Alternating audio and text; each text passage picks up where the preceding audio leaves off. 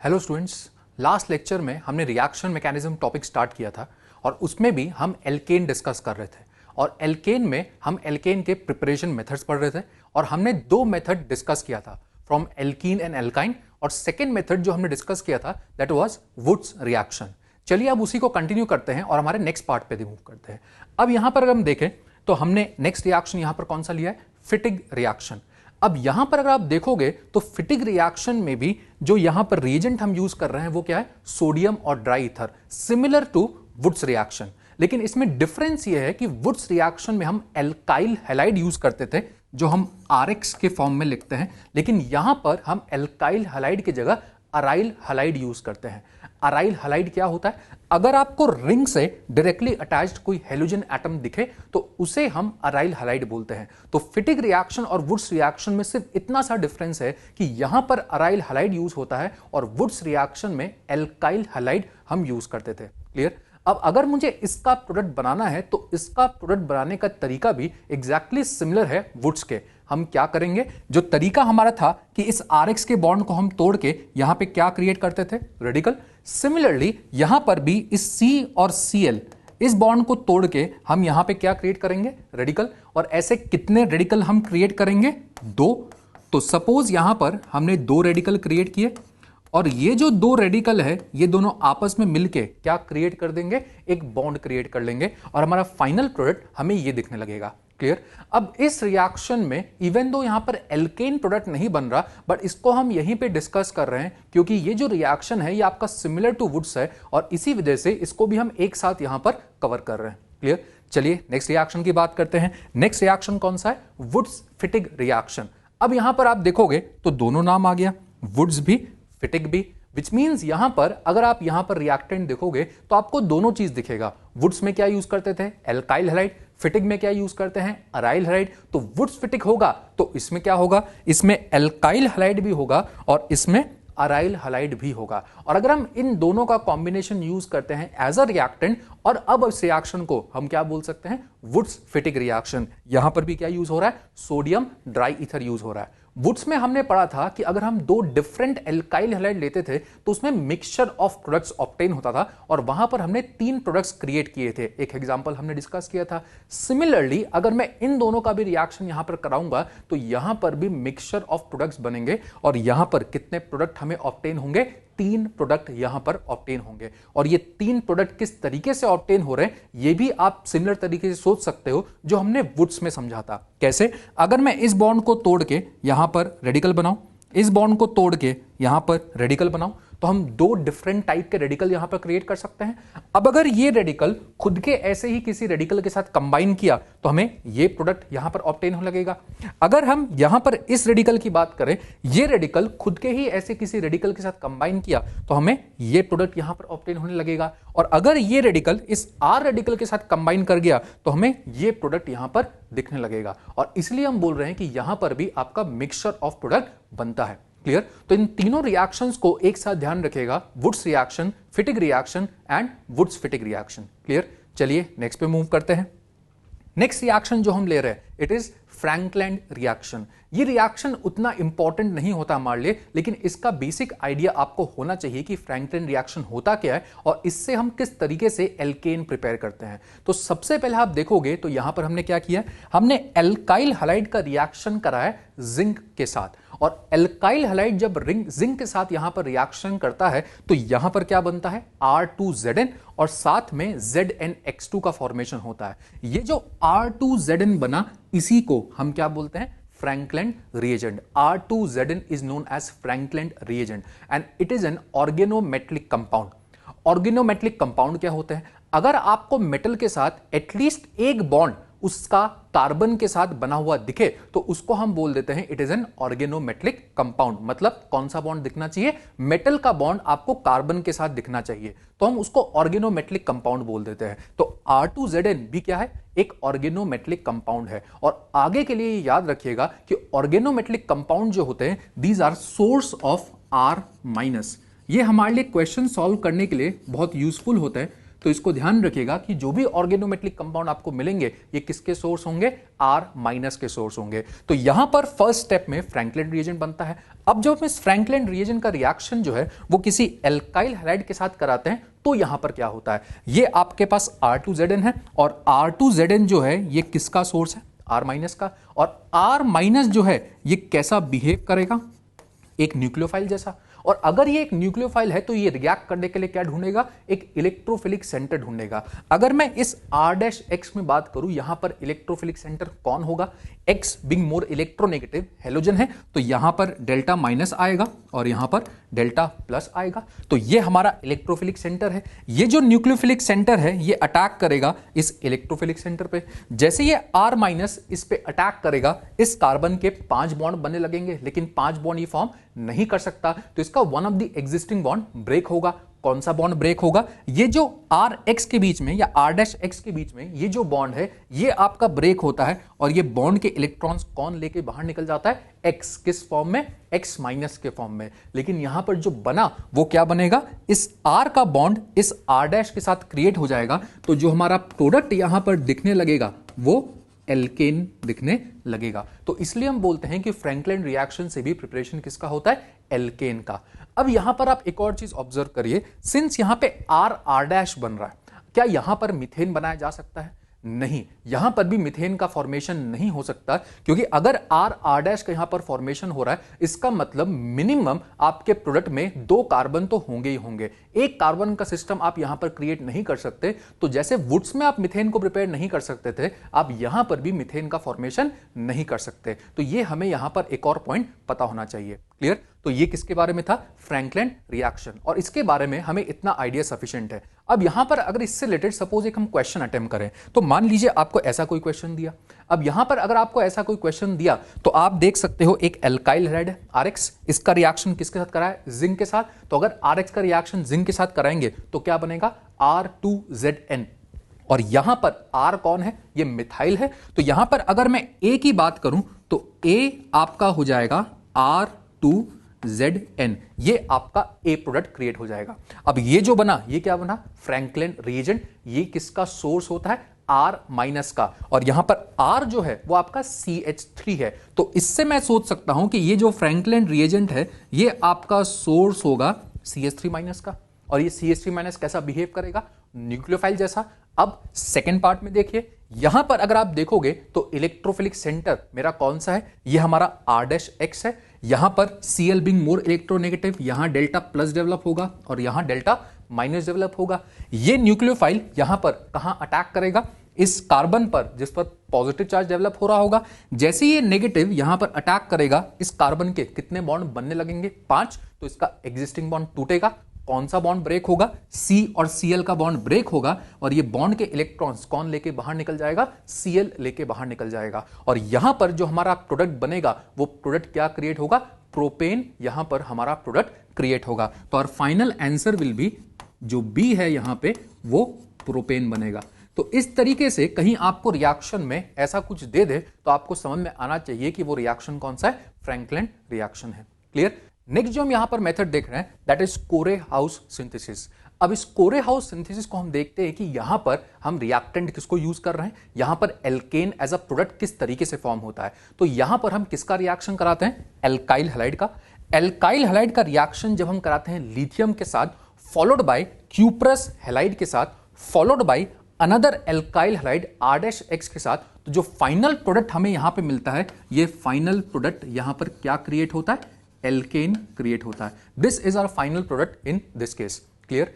अब यहां पर आप देख सकते हो कि अगर मैं इसका एक शॉर्ट तरीका बताऊं कि ये फाइनल प्रोडक्ट किस तरीके से क्रिएट हुआ, ये R' कहां से आ रहा है, तो आप ये देखोगे जो हमने स्टार्टिंग में R लिया था, एक R यहां से, और ये जो R' है, एक R' का पार्ट जो है वो यहां से आ रहा है, और ये दोनों को मैं डायरेक्टली कंबाइन करके क्या बना सकता हूं, R' यहां पर एज अ प्रोडक्ट क्रिएट कर सकता हूं। क्लियर। अब एक और चीज इसमें सोचिए, क्या इसमें मीथेन बनाया जा सकता है, यहां पर भी प्रोडक्ट क्या बन रहा है, R' विच मींस यहां पर भी मिनिमम प्रोडक्ट में कितने कार्बन प्रेजेंट होंगे, कम से कम यहां पर 2 कार्बन तो होंगे ही होंगे। एक कार्बन का प्रोडक्ट यहां पर आप क्रिएट नहीं कर सकते, जिसकी वजह से हम बोल सकते हैं कि कोरे-हाउस सिंथेसिस में भी मीथेन का फॉर्मेशन पॉसिबल नहीं हो पाता।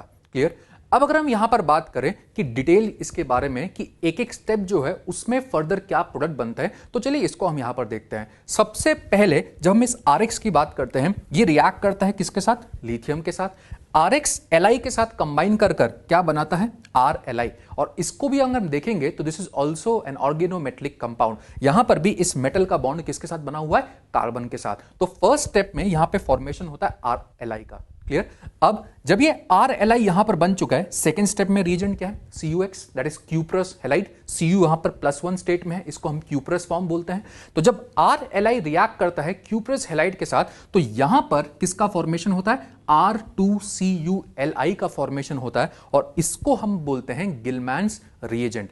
R2CuLi, इसको हम क्या बोलते हैं? गिलमैन्स रिएजेंट। ये भी आप ऑब्जर्व कर सकते हो, एक ऑर्गेनोमेटेलिक कंपाउंड है। यहां पर भी मेटल का बॉन्ड जो है वो किसके साथ बना हुआ दिख रहा है? कार्बन के साथ। और इसीलिए इसको हम बोलते हैं this is also an organometallic compound. और अगर ऑर्गेनोमेटेलिक कंपाउंड होगा तो मैंने आपको क्या बताया, इसको याद रखिए कि किसका सोर्स होता है? R- का। तो मैं इस R2CuLi को भी बोल सकता हूं कि this is a source of R-। और R- अगेन कैसा बिहेव करेगा? न्यूक्लियोफाइल जैसा। अगर ये न्यूक्लियोफाइल है तो अब अगर मैं इसका रिएक्शन कराऊंगा तो थर्ड स्टेप में यहां पर R-X है। इस R-X में अगर मैं इस R- के बारे में सोचूंगा तो ऐसा अभी हमने पहले भी सीखा है, ये न्यूक्लियोफाइल है, इसको रिएक्ट करने के लिए क्या चाहिए? एक इलेक्ट्रोफिलिक सेंटर चाहिए। और इस R-X में अगेन इलेक्ट्रोफिलिक सेंटर कौन होगा? यहां पर प्लस और यहां पर माइनस डेवलप हो रहा होगा। ये R- कहां अटैक करेगा? इस R-X पे, इस R- वाले पार्ट पे। जैसे ये इस पे अटैक करेगा, अगेन सिमिलर कंसेप्ट, कार्बन के 5 बॉन्ड बनने लगेंगे, इसका एक एग्जिस्टिंग बॉन्ड टूटेगा। कौन सा बॉन्ड टूटेगा? ये R-X का बॉन्ड टूटेगा, और यहां से ये बॉन्ड के इलेक्ट्रॉन कौन लेके बाहर निकल जाएगा? X के फॉर्म में बाहर निकल जाएगा। तो यहां पर जो प्रोडक्ट हमें मिलेगा वो हमें क्या मिलेगा? R, जो कि यहां पर किसका फॉर्मेशन हुआ? एक एल्केन का फॉर्मेशन हुआ। क्लियर? अब यहां पर आप देखोगे तो हमने दो चीज लिखा है। यहां पर RX के नीचे हमने क्या लिखा है? 1 degree, 2 degree, 3 degree. Which means जब हम इस RX की बात करते हैं तो यहां पर आप 1 degree alkyl halide, 2 degree alkyl halide, 3 degree alkyl halide किसी को भी यूज कर सकते हो। लेकिन जो थर्ड स्टेप में हम अल्काइल हैलाइड यूज करते हैं, this has to be specifically 1 degree alkyl halide. अगर आपने यहां पर 2 डिग्री या 3 डिग्री अल्काइल हैलाइड लिया तो उस केस में आपका एल्केन का फॉर्मेशन नहीं होता, वहां पर एल्कीन क्रिएट होने लग जाता है। और वो कैसे क्रिएट होता है वो हम बाद में जब एलिमिनेशन टॉपिक डिस्कस करेंगे तो फिर वहां पर रिलेट करेंगे। बट कोरे हाउस के लिए ध्यान रखिएगा कि यहां पर जो हम थर्ड स्टेप में एल्काइल हैलाइड यूज करते हैं, ये आपका क्या होना चाहिए? 1 डिग्री अल्काइल हैलाइड ही होना चाहिए। क्लियर? अब अगर हम बात करें इससे रिलेटेड क्वेश्चन की, सपोज एक क्वेश्चन हम यहां पर अटेम्प्ट करते हैं। सपोज ये क्वेश्चन हमें दिया गया, या तो आपको क्वेश्चन में डायरेक्टली तीनों एक साथ लिख के देगा, या हो सकता है कि आपको स्टेप बाय स्टेप पूछे। तो यहां पर हमने इसको 2 स्टेप में कवर किया है। सबसे पहले यहां पर देखिए कि यहां पर हमने क्या लिया? एक एल्काइल हैलाइड, इसका रिएक्शन पहले Li के साथ फिर Cui के साथ, मतलब 2 स्टेप आपको लगातार दे दिए। तो जब ये RX जो यहां पर एल्काइल हैलाइड है ये लिथियम के साथ रिएक्ट करेगा तो पहले क्या बनेगा? RLi, ये मेरा R वाला कंपोनेंट हो गया। और जब ये RLi COX के साथ जो यहां पर COI है इसके साथ रिएक्ट करेगा तो क्या बनेगा? R2CuLi। और मेरा R कौन है इस केस में? मिथाइल है। तो यहां पर अगर हम A की बात करें तो मेरा A क्या बनेगा? R2CuLi। This is R Gilman's reagent जो है हमारा इस केस में फॉर्म होगा।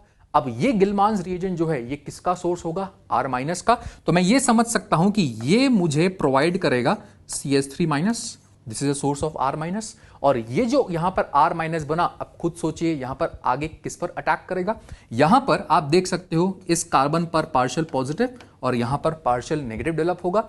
और ये जो एल्काइल हैलाइड है ये आपका 1 डिग्री एल्काइल हैलाइड है। 1 डिग्री एल्काइल हैलाइड कैसे? जब आप एल्काइल हैलाइड की डिग्री चेक करते हो तो हम कैसे चेक करते हैं? हेलोजन जिस कार्बन से अटैच्ड है वो कार्बन कितने कार्बन से अटैच्ड है? यहां पर हेलोजन इस कार्बन से अटैच्ड है और ये कार्बन 1 कार्बन से अटैच्ड है, तो ये एक 1 डिग्री कार्बन है। और अगर आपका कार्बन 1 डिग्री है तो हम ये बोलते हैं कि एल्काइल हैलाइड भी कौन सा डिग्री है? 1 डिग्री एल्काइल हैलाइड है। और इस तरीके से हम एल्काइल हैलाइड की डिग्री को चेक कर सकते हैं। और यहां पर हमने कंडीशन क्या लिखा था कि 1 डिग्री एल्काइल हैलाइड ही प्रेजेंट होना चाहिए। तो सेकेंड स्टेप में ये जो R- है ये अटैक करेगा इस कार्बन पे, फिर क्या होगा?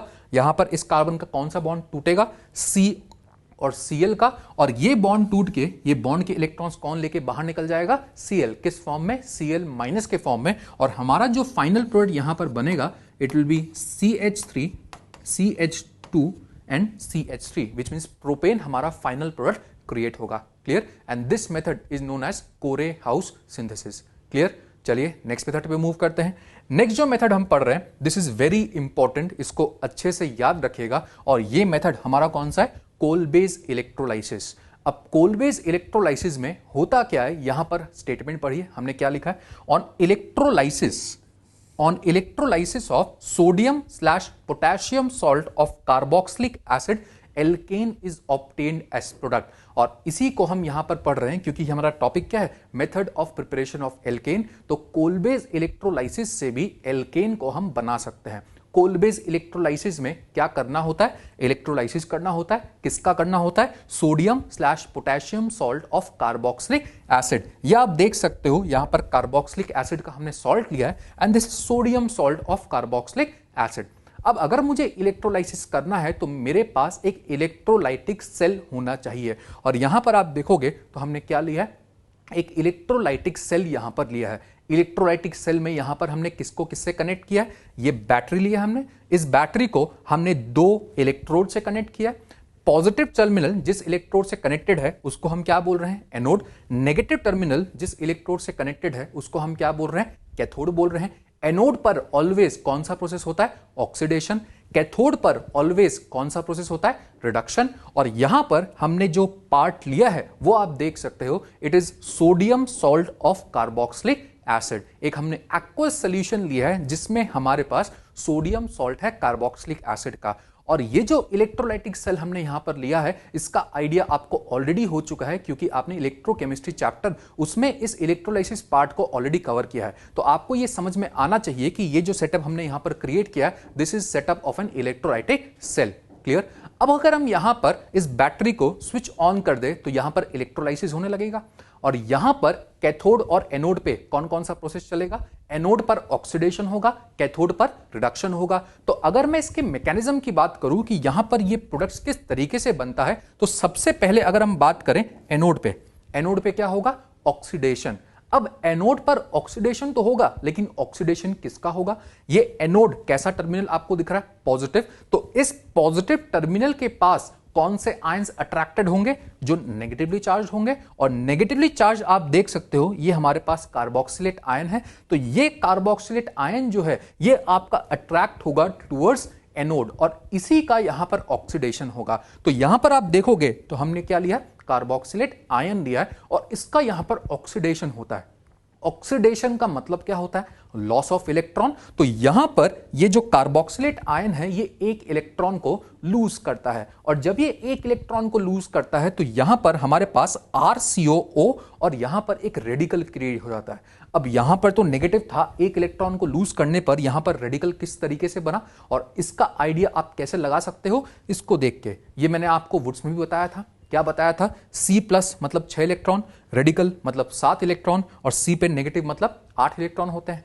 अगर आप प्लस में 1 इलेक्ट्रॉन डालोगे तो रेडिकल बनेगा, अगर आप रेडिकल में 1 इलेक्ट्रॉन डालोगे और तो नेगेटिव बनेगा। अब अगर मैं उल्टा सोचूं, अगर मैं नेगेटिव से 1 इलेक्ट्रॉन कम करता हूं तो 8 से अगर मैं 7 जाता हूं तो क्या बनेगा? नेगेटिव से 1 इलेक्ट्रॉन कम करने पर रेडिकल क्रिएट होगा। सिमिलरली यहां पर भी नेगेटिव है, इसका भी हमने 1 इलेक्ट्रॉन कम किया तो अगर आप 1 इलेक्ट्रॉन कम करोगे तो यहां पर भी आपको क्या ऑब्जर्व होगा? एक रेडिकल ऑब्जर्व होगा और इसीलिए यहां पर RCOO रेडिकल क्रिएट होता है। अब ये जो O पर रेडिकल क्रिएट हुआ it is unstable in nature. और इसको आप कैसे सोच सकते हो? मैंने आपको बताया था कि O पे प्लस इनकम्प्लीट ऑक्टेट के साथ एक बॉन्ड के साथ अनस्टेबल होता है, ये हमने GOC में डिस्कस किया था। सिमिलरली अगर मैं O पे रेडिकल की भी बात करूं इसका भी ऑक्टेट इनकम्प्लीट होता है and this is also unstable in nature. तो यहां पर ये जो स्पीसीज क्रिएट हुआ it is not very stable in nature. तो यहां पर होता क्या है? अब ये जो R और C का यहां पर बॉन्ड है ये ब्रेक होता है होमोलिटिकली। किस तरीके से? इस बॉन्ड में कितने इलेक्ट्रॉन हैं? 2। अगर मैं 1 इलेक्ट्रॉन यहां दे दूं, ये जो दूसरा इलेक्ट्रॉन है ये इस साइड मूव करके ये दोनों आपस में क्या बना लेते हैं? एक बॉन्ड। और यहां पर जो प्रोडक्ट बनता है वो क्या बनता है? R रेडिकल, और साथ में ये जो हिस्सा है ये किस फॉर्म में यहां पर निकल जाता है, CO2 के फॉर्म में यहां पर निकल जाता है, और यहां पर R रेडिकल क्रिएट हो जाता है which is relatively stable compare to this O radical. Clear? और इसीलिए ये रिएक्शन इजीली आगे की तरफ प्रोसीड होता है। क्लियर? अब यहां पर जो R रेडिकल बना, अगर मैं सिमिलर एक और प्रोसेस करूं तो मेरे पास एक और R रेडिकल क्रिएट होगा, और ये दोनों R रेडिकल आपस में कंबाइन करके क्या फॉर्म कर लेंगे, एल्केन का फॉर्मेशन कर लेंगे। तो R रेडिकल सिमिलर, ऐसा एक R रेडिकल जो क्रिएट होगा बाय सिमिलर प्रोसेस, ये दोनों आपस में मिलके, ये दोनों आपस में इलेक्ट्रॉन को कंबाइन करके क्या फॉर्म कर देंगे, एक बॉन्ड क्रिएट कर लेंगे, और यहां पर प्रिपरेशन किसका हो जाएगा, एल्केन का हो जाएगा। अब यहां पर आप देखोगे ये सारा प्रोसेस कहां चल रहा था, एनोड पे। तो एनोड पे अगर मैं आपसे पूछूं तो क्या क्या आपको दिखेगा, एक तो आपको CO2 गैस इवॉल्व होता हुआ दिखेगा, और दूसरा आपको एनोड पर एल्केन का यहां पर फॉर्मेशन होता हुआ दिखेगा। क्लियर? तो दिस इज रिगार्डिंग एनोड। अब एक और चीज अगर मैं आपसे यही पूछूं, क्या यहां पर मीथेन बनाया जा सकता है, यहां पर भी आप देखोगे तो प्रोडक्ट क्या बन रहा है, RR, और अगर RR प्रोडक्ट बन रहा है विच मींस यहां पर भी प्रोडक्ट में मिनिमम कितने कार्बन प्रेजेंट होंगे, minimum 2 carbon will be present here, which means methane can not be form by this method also. Methane यहां पे भी बनाया नहीं जा सकता है। क्लियर? तो इसका भी आपको आइडिया यहां पर होना चाहिए। क्लियर? अब अगर हम बात करें कैथोड की, कैथोड पर कौन सा यहां पर प्रोसेस होगा, कैथोड पर यहां पर रिडक्शन होगा। अब रिडक्शन जब होगा कैथोड पर तो किसका रिडक्शन होगा, यहां पर हम देख सकते हैं कि नेगेटिव टर्मिनल है, और इस नेगेटिव टर्मिनल के टुवर्ड्स कौन अट्रैक्टेड होगा, Na प्लस, क्योंकि ये पॉजिटिवली चार्ज है। तो जब आप कैथोड की बात करते हो तो कैथोड में यहां पर आपको Na प्लस तो दिखेगा, लेकिन कैथोड में जब हम रिडक्शन की बात करते हैं यहां पर हमने एक्वस सॉल्यूशन लिया, मतलब मेरे पास वाटर भी प्रेजेंट होगा। तो जब हम Na प्लस और वाटर के बीच में बात करते हैं, कैथोड पे रिडक्शन जो है वो Na प्लस का नहीं होता, कैथोड पे रिडक्शन जो है वो किसका होता है, वाटर का होता है। अब Na प्लस का क्यों नहीं हुआ, वाटर का यहां पर रिडक्शन क्यों हुआ, इसका आइडिया आपको लगता है इलेक्ट्रोकेमिकल सीरीज से। तो अगर आप इलेक्ट्रोकेमिकल सीरीज में देखोगे तो आपको इजीली समझ में आ जाएगा कि जो रिड्यूस होने का टेंडेंसी है वो आपका वाटर का ज्यादा होता है कंपेयर टू Na प्लस, इसीलिए यहां पर वाटर का रिडक्शन होता है। अब अगर वाटर का रिडक्शन होगा तो रिडक्शन प्रोसेस में क्या होता है, रिडक्शन में हम बोलते हैं कि ऑक्सीडेशन में अगर लॉस ऑफ इलेक्ट्रॉन हो रहा है तो रिडक्शन में गेन ऑफ इलेक्ट्रॉन होगा। इस वाटर में इलेक्ट्रॉन को गेन करने वाला हिस्सा कौन सा होगा, अगर आप देखोगे तो वाटर जो है इट इज HOH, जिसमें यहां पर H पे पार्शियल पॉजिटिव और O पे पार्शियल नेगेटिव डेवलप होगा। तो यहां पर इलेक्ट्रॉन डेफिशिएंट हिस्सा कौन सा है, H। तो यहां पर जो इलेक्ट्रॉन एक्सेप्ट करने का टेंडेंसी होगा वो भी किसका होगा, इसी H का होगा। अब यहां पर आगे आप कैसे सोच सकते हो क्या बनेगा, इस बॉन्ड को अगर हम ब्रेक कर दें तो ये किस फॉर्म में ब्रेक होने का टेंडेंसी रखेगा, H प्लस और OH माइनस में। H प्लस जो है वो इस एक इलेक्ट्रॉन को लेके किस में कन्वर्ट हो जाएगा, एक H रेडिकल में कन्वर्ट हो जाएगा। अगर H प्लस एक इलेक्ट्रॉन को लेके रेडिकल में कैसे गया, सिमिलर लॉजिक, अगर आप प्लस में एक इलेक्ट्रॉन डालोगे तो क्या बनेगा, एक रेडिकल। तो इसीलिए यहां पर H रेडिकल क्रिएट होता है, और साथ में क्या बचा, OH माइनस यहां पर बचा। अब ये H रेडिकल एक और सिमिलर H रेडिकल के साथ कंबाइन करके किस फॉर्म में इवॉल्व हो जाएगा, H2 के फॉर्म में यहां पर सिस्टम से इवॉल्व हो जाएगा। अब आप यहां पर देखोगे तो कैथोड पर कौन से प्रोडक्ट्स बन रहे हैं, एक तो H2 इवॉल्व हो रहा है, और दूसरा यहां पर सोल्यूशन में OH माइनस एंटर हो रहा है, और Na प्लस तो हमारे पास पहले से ही रखा हुआ था। तो जब हम कैथोड की बात करते हैं तो यहां पर हम लिखते हैं कि H2 बन रहा है, और साथ में आपका NaOH यहां पर आपको कैथोड के साइड बनता हुआ दिखेगा। क्लियर? तो this is regarding this mechanism, और यहां पर एनोड और कैथोड। अब अगर यहां पर हम एक और चीज देखें तो कुछ पॉइंट्स इस पर्टिकुलर रिएक्शन से रिलेटेड हमें पता होने चाहिए, और वो पॉइंट्स यहां पर क्या है। फर्स्ट पॉइंट जो हमने लिखा है, due to increase in concentration of OH minus the pH of solution increases with time during electrolysis. जब हम ये इलेक्ट्रोलाइसिस करते हैं तो हमें सोल्यूशन का pH बढ़ते हुए दिखता है, और उसका रीजन क्या है, अभी हमने देखा था कि कैथोड में वहां पर क्या फॉर्म हो रहा था, OH माइनस। OH माइनस अगर आपका सोल्यूशन में आता रहेगा तो सोल्यूशन का बेसिक नेचर जो है वो बढ़ रहा है, विच मीन सोल्यूशन का pH भी जो है वो हमें बढ़ते हुए दिखेगा। तो ये एक पॉइंट हमें पता होना चाहिए। सेकेंड पॉइंट हमने क्या लिखा है, CH cannot be prepared by this method. ये भी मैंने आपको डिस्कस करके बताया, क्योंकि यहां पर प्रोडक्ट क्या बनता है, RR, और अगर RR प्रोडक्ट बन रहा है तो यहां पर आप मीथेन को नहीं बना सकते। Clear? Next, H2 gas is released at cathode and at anode CO2 gas is released. ये भी हमने डिस्कस किया। एनोड पर CO2 गैस रिलीज हो रहा था और कैथोड पर H2 गैस वहां पर रिलीज हो रहा था। तो ये पॉइंट्स आपको पता होना चाहिए जब आप कोलवेज इलेक्ट्रोलाइसिस के बारे में डिस्कस करते हो। क्लियर? अब यहां पर अगर हम बात करें, ये तो इसका मैकेनिज्म हो गया, तो इसका प्रोडक्ट अगर हमें बनाना है, सिर्फ सिंपल क्वेश्चन में दिया हुआ है कि ये आपके पास कार्बोक्सिलिक एसिड का सॉल्ट है ऐसा कुछ, और यहां पर आपको बोले कि इसका इलेक्ट्रोलाइसिस करने पर प्रोडक्ट क्या बनेगा, तो आपको एक शॉर्ट तरीका यहां पर पता होना चाहिए प्रोडक्ट क्रिएट करने का। किस तरीके से? वुड्स में हम क्या करते थे? वुड्स में हम लेते थे एल्काइल हैलाइड, और यहां पर शॉर्ट तरीका क्या था प्रोडक्ट करने का? यहां पर इस बॉन्ड को हम ब्रेक करते थे, यहां पर आर रेडिकल क्रिएट करते थे, एक और सिमिलर आर रेडिकल आता था और उन दोनों के बीच में हम बॉन्ड क्रिएट करते थे। कोलवेज इलेक्ट्रोलाइसिस में भी शॉर्ट तरीका ऐसा ही कुछ है। यहां पर इस R और C के बॉन्ड को हम ब्रेक करेंगे, इस R और C डबल बॉन्ड O जो यहां पर दिख रहा है इसके बॉन्ड को हम ब्रेक करेंगे, और यहां पर क्या क्रिएट करेंगे? R radical. ये R रेडिकल एक और क्रिएट करेंगे और ये दोनों R रेडिकल मिलके सीधे हम फाइनल प्रोडक्ट तक पहुंच जाएंगे। तो यहां पर एक R रेडिकल क्रिएट किया, एक और सिमिलर R रेडिकल क्रिएट किया, और ये दोनों मिलके फाइनली क्या बना दीजिए? R यहां पर प्रोडक्ट क्रिएट कर दीजिए। तो कोलवेज इलेक्ट्रोलाइसिस का अगर सिंपल सा ऐसा कोई क्वेश्चन होगा तो आपको मैकेनिज्म एज सच कुछ भी रिक्वायर्ड नहीं होता, हम सिंपल ये तरीके को यूज कर यहां पर प्रोडक्ट क्रिएट कर सकते हैं। क्लियर? चलिए इससे रिलेटेड कुछ क्वेश्चंस को अटेम्प्ट करते हैं।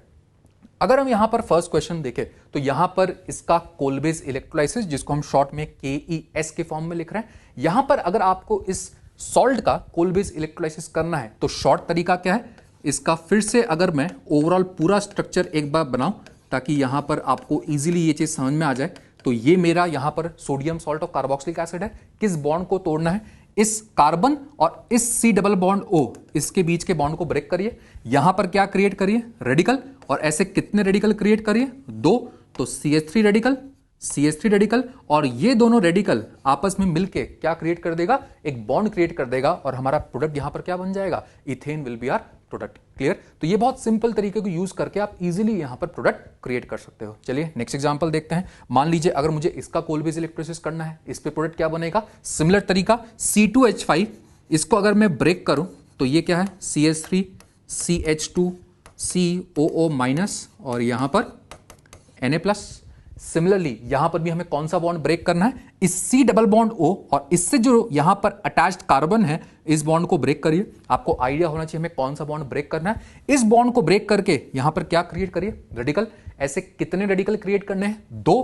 तो यहां पर हम बना सकते हैं CH3 CH2 रेडिकल, और ऐसा एक और रेडिकल क्रिएट करिए, और इन दोनों रेडिकल में आपस में कंबाइन करके क्या क्रिएट कर दीजिए? एक बॉन्ड क्रिएट कर दीजिए। तो हमारा जो फाइनल प्रोडक्ट है यहां पर एक 4 कार्बन सिस्टम दिखेगा, तो यहां प्रोडक्ट क्या बन जाएगा? ब्यूटेन बन जाएगा। क्लियर? चलिए नेक्स्ट एग्जांपल देखते हैं। मान लीजिए अगर मैं इसकी बात करूं, ये एक केस थोड़ा सा डिफरेंट है कंपेयर टू अदर्स, तो इसको ध्यान रखिएगा। यहां पर हमने क्या लिया? यहां पर आप देखोगे तो हमने सोडियम सॉल्ट लिया है, लेकिन फॉर्मिक एसिड का लिया है। यहां पर जो एसिड था HCOOH रहा होगा, और उसी से ये सॉल्ट बना होगा। तो अगर मैं सिमिलर लॉजिक यहां पर भी यूज करूं और इसका स्ट्रक्चर एक बार अगर हम बनाएं तो HCOO माइनस, और यहां पर आपका Na प्लस होगा।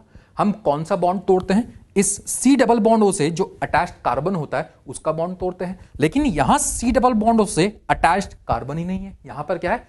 H अटैच्ड है। तो कोई दिक्कत नहीं है, यहां पर भी हम इसी बॉन्ड को तोड़ेंगे। इस बॉन्ड को तोड़ के यहां पर C पर रेडिकल बन रहा था, लेकिन यहां पर किस पे रेडिकल बनेगा? H पर रेडिकल बनेगा, और ये जो H पे रेडिकल बनेगा ये सिमिलर एक और H रेडिकल के साथ कंबाइन कर जाएगा, और यहां पर जो हमें प्रोडक्ट दिखेगा वो हमें H2 यहां पर दिखेगा। और इसीलिए हम बोलते हैं कि if sodium salt of formic acid is used then H2 gas is released at anode 2।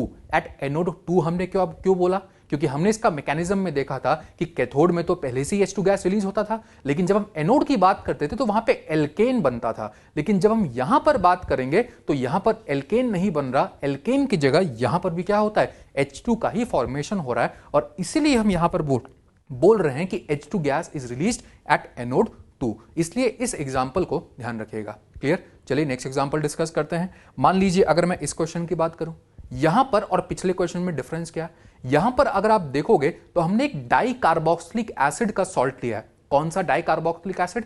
अगर मैं इसके बारे में सोचूं तो यहां पर ये इस एसिड का रिएक्शन बेस के साथ होके एक सॉल्ट क्रिएट हुआ होगा, तभी तो यहां पर हमें 2 COO माइनस यहां पर ऑब्जर्व हो रहे हैं, विच मींस ये जो सॉल्ट है ये किसका है, एक डाई कार्बोक्सिलिक एसिड का यहां पर सॉल्ट है।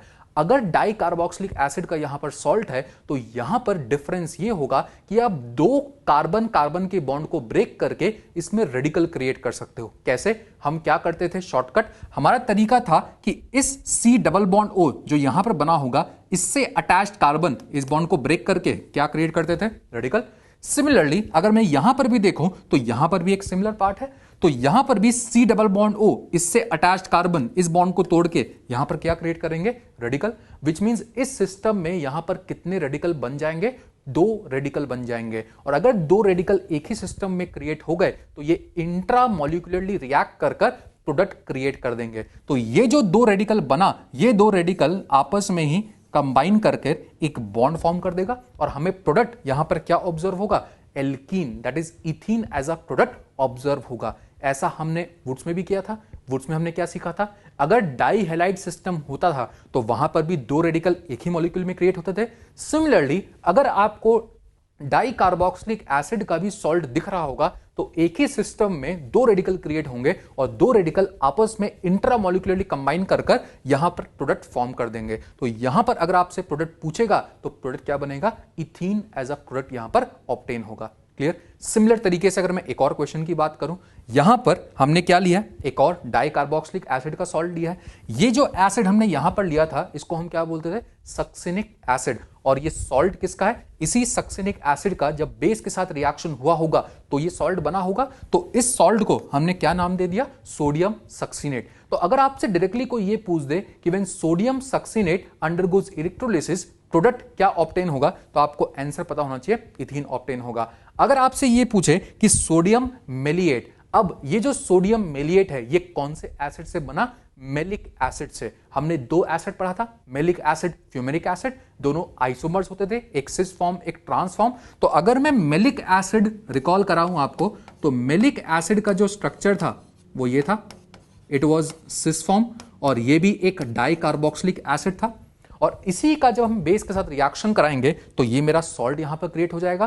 तो ये जो सॉल्ट है ये किस एसिड से बना, मेलिक एसिड से। और ये कैसा सॉल्ट है, सोडियम सॉल्ट। तो इसको हमने क्या बोल दिया, सोडियम मेलिएट। अब इस सोडियम मेलिएट का अगर मैं इलेक्ट्रोलिसिस करूंगा, सेम तरीका, कौन से बॉन्ड को तोड़ना है, इस C डबल बॉन्ड O जो यहां पर होगा इससे अटैच C, इस बॉन्ड को तोड़कर यहां पे क्या क्रिएट करना है, रेडिकल।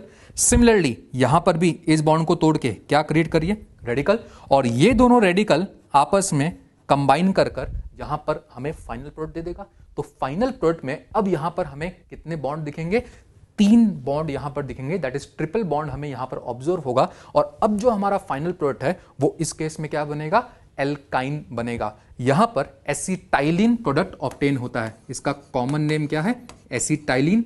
IUPAC नेम क्या है, इथाइन। तो जब आप सोडियम मेलिएट का इलेक्ट्रोलाइसिस करोगे तो आपको प्रोडक्ट क्या ऑब्टेन होगा, एसिटाइलिन ऑब्टेन होगा। सिमिलरली अगर मैं इसका भी कॉमन नेम आपको बताऊं तो इसको हम क्या बोलते हैं, इथाइलिन बोलते हैं, और इसका IUPAC नेम इथीन है। तो यहां पर इथीन या इथाइलिन फॉर्म हो रहा है एंड यहां पर आपका एसिटाइलिन या फिर इथाइन का फॉर्मेशन हो रहा है। तो इन दोनों एग्जांपल्स को ध्यान रखिएगा। Clear? Next method of preparation is decarboxylation. Removal of CO2 from carboxylic acid is known as decarboxylation. जब हम कार्बोक्सिलिक एसिड से CO2 का रिमूवल देखते हैं तो उसी प्रोसेस को हम डीकार्बोक्सिलेशन बोलते हैं। और ये डीकार्बोक्सिलेशन प्रोसेस करने के लिए जो हम रिएजेंट यूज करते हैं that is NaOH plus CO, और इन दोनों के कॉम्बिनेशन को हम बोलते हैं सोडा लाइम। जहां पर ये जो दोनों का कॉम्बिनेशन है ये 3:1 में लिया जाता है। 3 पार्ट आपका NaOH का एंड 1 पार्ट आपका CO का। अब देखते हैं हम इस रिएक्शन को रिप्रेजेंट कैसे करते हैं। सपोज हमने कार्बोक्सिलिक एसिड लिया, इसका रिएक्शन हम सोडा लाइम के साथ करा रहे हैं और यहां पर इस रिएक्शन मिक्सचर को हम हीट करना है। तो जब हम इसका रिएक्शन यहां पर करवाते हैं तो यहां से CO2 का रिमूवल होने लगता है। अगर आप एक शॉर्ट तरीका देखोगे तो यहां पर इस कार्बोक्सिलिक एसिड से अगर मैं CO2 को रिमूव कर दूं तो मुझे प्रोडक्ट क्या दिखेगा, CH4, CH3 और यहां पर H। और इसी प्रोसेस को हम डीकार्बोक्सिलेशन बोल रहे हैं जिसमें ये CO2 का यहां पर रिमूवल हो रहा है। क्लियर?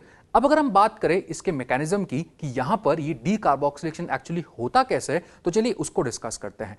मैकेनिज्म में सबसे पहले होता क्या है, ये आपका एक एसिड है, साथ में हमारे पास एक बेस है और ये दोनों आपस में रिएक्ट करते हैं। एसिड H+ को लूज करता है, बेस H+ को गेन करता है, ये OH- आपका H+ को गेन करता है और ये वाटर बना देगा। और ये एसिड और बेस रिएक्ट कर कर हमें एक पार्ट जो दिखेगा वो सॉल्ट और साथ में हमें यहां पे वाटर का फॉर्मेशन होता हुआ दिखेगा। क्लियर? तो ये इसका फर्स्ट स्टेप हो गया। अब अगर हम सेकेंड स्टेप की बात करें तो यहां पे ये जो CH3COO- यहां पर बना हुआ है, ये CH3CO- फर्दर यहां पर किसके साथ रिएक्ट करता है, इस OH- के साथ रिएक्ट करता है ऑन हीटिंग। अब ये रिएक्शन यहां पर किस तरीके से होता है, ये जो OH- है ये कैसा बिहेव करेगा, एक न्यूक्लियोफाइल जैसा, और इसको रिएक्ट करने के लिए क्या चाहिए, एक इलेक्ट्रोफिलिक सेंटर चाहिए। तो अगर आप यहां पर देखोगे तो इस कार्बन पर यहां पर पार्शियल पॉजिटिव डेवलप हो रहा होगा। क्यों? क्योंकि O आपका ज्यादा EN वाला एटम है, तो इस C पे पार्शियल पॉजिटिव आएगा। तो ये जो न्यूक्लियोफाइल है OH- ये यहां अटैक करता है।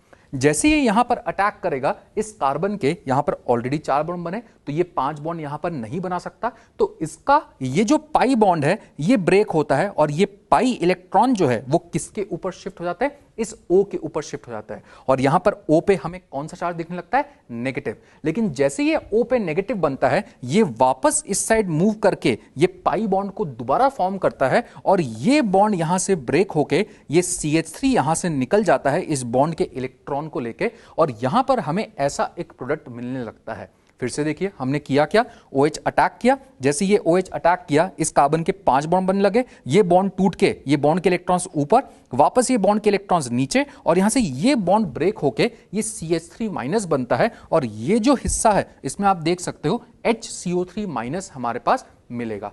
क्लियर? अब ये जो पर्टिकुलर स्टेप है, this particular step is reversible. Secondly, ये जो पर्टिकुलर स्टेप है ये आपका इस रिएक्शन का स्लोएस्ट स्टेप होता है, ये हमारा RDS स्टेप होता है, that is rate determining step. अब ये स्टेप स्लो क्यों होता है, ये इजीली आगे प्रोसीड क्यों नहीं करता, उसका आइडिया हमें यहां से लगता है। अगर आप यहां पर देखोगे तो हमें CH3- वाला पार्ट दिख रहा है। अगर आप यहां पर देखोगे तो यहां पर O- था विच वॉज रेजोनेंस स्टेबिलाइज्ड। तो यहां पर आप इन दोनों में अगर स्टेबिलिटी कंपेयर करोगे तो ज्यादा स्टेबल कौन होगा, O-। तो यहां पर एक मोर स्टेबल सिस्टम से आप कहां जाने की कोशिश कर रहे हो, एक लेस स्टेबल सिस्टम की तरफ टुवर्ड्स जाने की कोशिश कर रहे हो, जिसके वजह से रिएक्शन इजीली आगे प्रोसीड नहीं होता, और इस स्टेप को हम बोलते हैं ये आपका रिएक्शन का स्लोएस्ट स्टेप है। क्लियर? लेकिन फिर भी जैसे ही ये दोनों बनता है, ये रिएक्शन आपका आगे की तरफ मूव कर जाता है, इसका इक्विलिब्रियम जो है वो आगे की तरफ शिफ्ट हो जाता है। क्यों? क्योंकि ये जो CH3- है ये नेक्स्ट स्टेप में इसी H+ को एब्स्ट्रैक्ट करता है, यहां पर एक एसिड बेस रिएक्शन होता है, और जैसे ये H+ को एब्स्ट्रैक्ट करेगा यहां पर CH4 बनता है और यहां पर CO3- हमें बनता हुआ दिखेगा। अब मैंने ऐसा क्यों बोला कि ये इक्विलिब्रियम फॉरवर्ड शिफ्ट हो जाता है इन दोनों के रिएक्शन करने से, तो इसका आप लॉजिक लगाइए ली चैटलियस प्रिंसिपल से।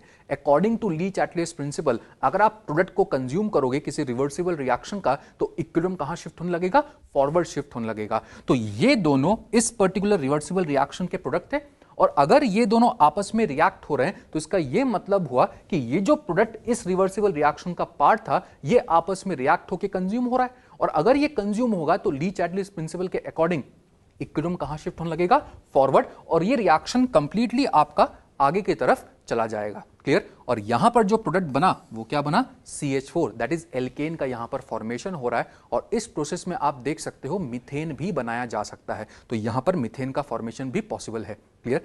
अब यहां पर साथ में क्या बना, CO3-2-। अगर आप इस रिएक्शन में देखोगे तो हमने साथ में प्रोडक्ट क्या लिखा था, Na2CO3 लिखा था, तो यहां पर CO3-2- है, सोल्यूशन में मेरे पास Na+ भी था। तो ये जब Na2CO3 की हम बात करते हैं और इसके हम सोल्यूशन में फॉर्म की बात करते हैं, तो सोल्यूशन में ये किस फॉर्म में रहता है, 2Na+ CO3-2- के फॉर्म में। तो यही चीज हमें यहां पर दिख रहा है कि CO3-2- तो यहां बन गया, और पहले से सोल्यूशन में यहां पे Na+ था। क्लियर? तो ये इसका मैकेनिज्म हो गया। अब यहां पर एक और चीज ध्यान रखिएगा कि अगर मुझे इस एसिड की जगह क्वेश्चन में सीधा सॉल्ट भी लिख के दे दिया, तो भी अगर आप सोडा लाइम के साथ इसको हीट करोगे तो अभी भी हमारा प्रोडक्ट क्या बनेगा, CH4 ही बनेगा। एसिड दे या एसिड का सॉल्ट दे कोई फर्क नहीं पड़ेगा, क्योंकि फर्स्ट स्टेप में आप देखोगे तो ये सॉल्ट ही बनता है और उसके बाद आगे फर्दर रिएक्शन होता है, तो यहां पर ऑलरेडी आपको सॉल्ट बना के दे दिया है। क्लियर?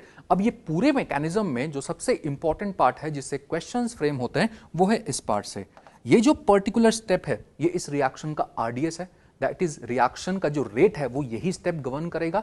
तो अब अगर हम बात करें रेट ऑफ डीकार्बोक्सिलेशन की, जो हमें क्वेश्चन में पूछा जाता है, तो यहां पर हमने क्या लिखा है? Rate of decarboxylation is directly proportional to stability of carbanion. कौन सा कार्बन आयन? जो इस RDS स्टेप में यहां पर फॉर्म हो रहा है। अब हम ऐसा क्यों बोलते हैं? ये कार्बन आयन आपका जितना स्टेबल होगा उतना इजीली बनेगा, और जितना ये इजीली बनेगा उतना रिएक्शन आपका फास्ट फॉरवर्ड मूव करेगा। तो जब हम रेट की बात करते हैं तो हम बोलते हैं rate of decarboxylation is directly proportional to stability of this carbanion. Clear? अब क्वेश्चंस में आपको कार्बन आयन बना के वहां पे रेट कंपेयर करना होता है। तो हम कार्बन आयन कैसे बनाएंगे? मान लीजिए आपको कोई कार्बोक्सिलिक एसिड दिया, तो यहां पर अगर आपको रेट कंपेयर करना है किसी और कार्बोक्सिलिक एसिड के साथ, तो इसका तरीका जो है वो ये है कि इस C डबल बॉन्ड O से जो अटैच्ड यहां पर कार्बन होगा इसके बॉन्ड को तोड़िए और यहां पर कौन सा चार्ज बना दीजिए? नेगेटिव। और ये कार्बन आयन को दूसरे कार्बन आयन जो बना होगा उससे कंपेयर करिए। यहां पर आप देखोगे तो हमने क्या बनाया? CH3 माइनस, और ये CH3 माइनस अगर मैं शॉर्ट तरीका देखूं तो हुआ क्या? यहां पर आपके पास C डबल बॉन्ड O, इससे अटैच्ड ये कार्बन, तो मैंने आपको बोला इस कार्बन को ब्रेक करिए और यहां पर क्या बनाइए? नेगेटिव चार्ज, क्योंकि यही नेगेटिव यहां पर आगे फॉर्म होता है। तो क्वेश्चंस के लिए कंपैरिजन करने के लिए ये पर्टिकुलर इंफॉर्मेशन ध्यान रखिएगा। क्लियर? चलिए अब कुछ क्वेश्चंस देखते हैं जिसमें हम रेट टुवर्ड्स डीकार्बोक्सिलेशन कंपेयर करेंगे।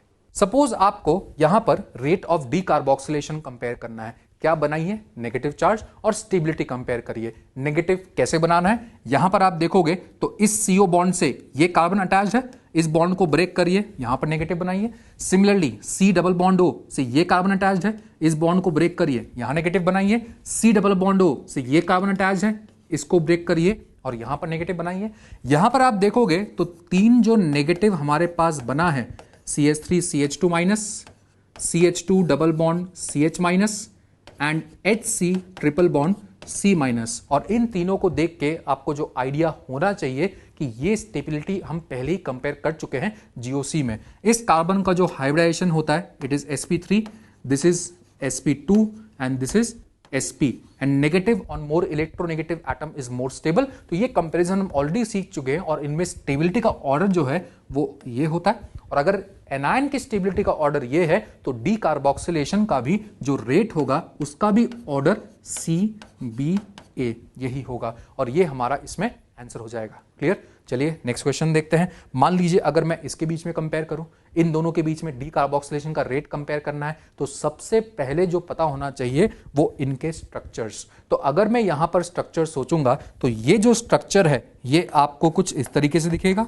यहां पर ring CH2 and then COOH लगा हुआ है। अगर मैं इस स्ट्रक्चर की बात करूं तो ये स्ट्रक्चर कुछ ऐसा है, CH3 CO CH2 COOH, ये हमारे पास स्ट्रक्चर है। अब यहां पर हमें कौन सा बॉन्ड तोड़ के कहां नेगेटिव बनाना होता है? इस C डबल बॉन्ड O से अटैच्ड कार्बन, इस बॉन्ड को तोड़ के यहां पर नेगेटिव बनाइए।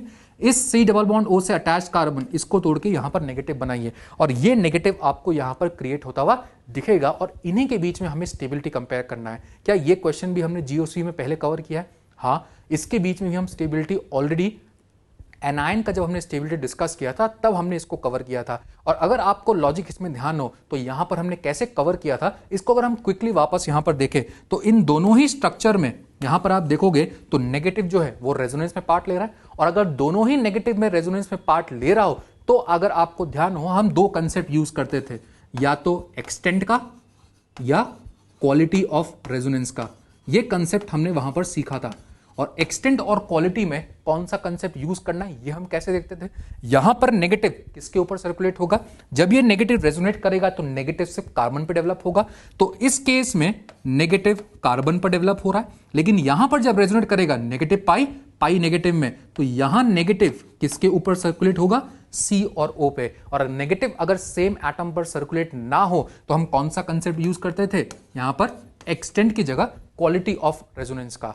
और क्वालिटी ऑफ रेजोनेंस किसमें बेटर है, यहां पर नेगेटिव O पर, यहां पर नेगेटिव C पर डेवलप होगा, विच मींस यहां पर जो रेजोनेंस है इट इज मोर इफेक्टिव, यहां पर आपका रेजोनेंस में क्वालिटी है, जिसकी वजह से हम बोल सकते हैं कि इन दोनों में से सेकंड का stability is more than first, और यही ऑर्डर आपका होगा डीकार्बोक्सिलेशन के रेट का। क्लियर? तो ये कंपैरिजन हम इस तरीके से कर सकते हैं। क्लियर? चलिए नेक्स्ट देखते हैं। मान लीजिए मुझे इसके बीच में कंपैरिजन करना है। यहां पर अगर हम कंपैरिजन करेंगे सिमिलर तरीका, क्या बना लीजिए, कार्बन आयन। कैसे बनाएंगे, यहां पर इस C और इस C, यहां पर C डबल बॉन्ड होगा, इसके बॉन्ड को हम ब्रेक करेंगे तो मुझे यहां पर नेगेटिव दिखेगा, यहां पर नेगेटिव दिखेगा, यहां पर नेगेटिव दिखेगा एंड यहां पर मुझे नेगेटिव दिखेगा। और अगर मैं इनके स्टेबिलिटी कंपेयर करूं तो मुझे इन चारों के बीच में स्टेबिलिटी कंपेयर करना है। अगेन क्या ऐसा कंपैरिजन भी हमने जीओसी में किया है? स्टेबिलिटी में यहां पर हमें ग्रुप के इफेक्ट्स के बारे में सोचने होते हैं। NO2 कौन सा इफेक्ट लगाता है, रिंग से directly attach polar pi bond -M, CH3 ring से directly attached alkyl group +H, halogen इसका ऑलवेज हम कौन सा इफेक्ट लेके चलते हैं, dominating effect is -I, and यहां पर कोई ग्रुप प्रेजेंट नहीं है।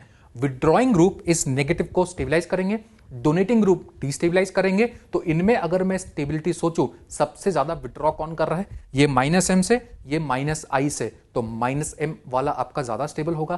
तो अगर मैं इसमें स्टेबिलिटी देखूं तो सबसे ज्यादा स्टेबल कौन सा है, A, उसके बाद यहां पर कौन होगा, C, क्योंकि ये दोनों तो विड्रॉ कर रहे हैं।